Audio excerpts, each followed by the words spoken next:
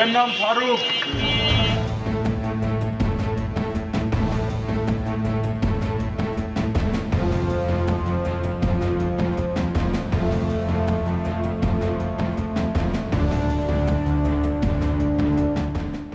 চাঁদাবাজি যার নেশা ও পেশা, যাকে গ্রেফতার করে তা মাইকিং করে প্রচার করে পুলিশ।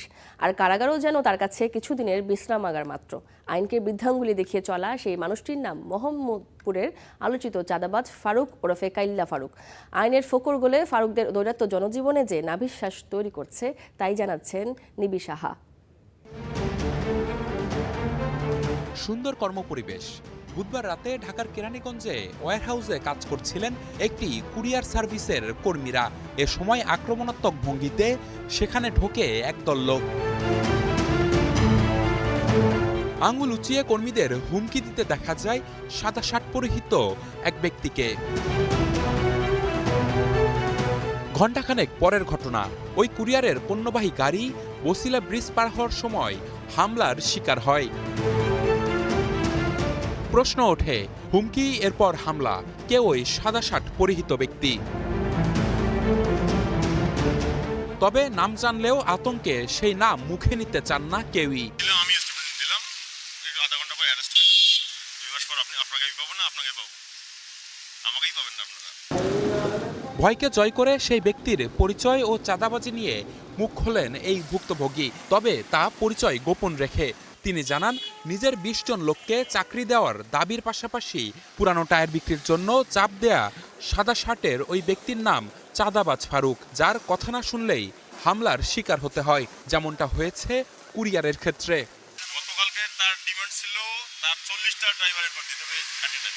আপনি কি বলতেছেন সে কানেই নেবে না, ও যেটা বলে সে বলবে, সে তার যেটা দরকার সে নেবে। বেশ কয়েকজন তো চেহারা দেখা যাচ্ছে, এদেরকে চেনে না মনে করছেন। এর নাম ফারুক। গেল ফেব্রুয়ারিতে বসিলায় একটি গ্যাসের দোকানে চাঁদা দাবি করে আলোচনায় আসে ফারুক। এলাকায় সে কাইল্লা ফারুক নামে পরিচিত। 22 ফেব্রুয়ারি তাকে গ্রেপ্তারের পর চাঁদাবাজ গ্রেপ্তার হয়েছে খবর দিয়ে মাইকিং করে পুলিশ। সে সময় কারাগারে ঠাঁই হলেও মাত্র 3.5 মাসের মাথায় আবারও আলোচনায় সেই কাইল্লা ফারুক।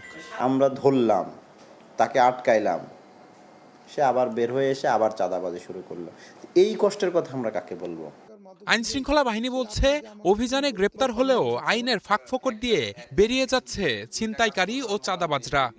এই ঘটনার প্রেক্ষিতে যখন একটা অপরাধী অল্প সময়ের মধ্যে বের হয়ে আসতেছে, আবার বারবার ধরা পড়তেছে, তখন তো তার সাহস বেড়ে যাচ্ছে যে আমার জন্য তো সহজ। এখানেও একটা পদক্ষেপ নিলে একটা দ্রুততম, যদি একটা ট্রাইব্যুনাল কিংবা কোনোভাবে এদের দ্রুত বিচার করে একটা শাস্তি নিশ্চিত করা যায়, সাজা নিশ্চিত করা যায়, সেটা কিন্তু ভালো হতো সবার জন্য। আমরা অ্যাগ্রেসিভ পুলিশিং করব।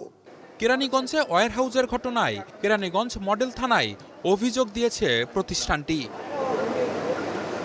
নিবিড় সাহা, স্টার নিউজ, ঢাকা।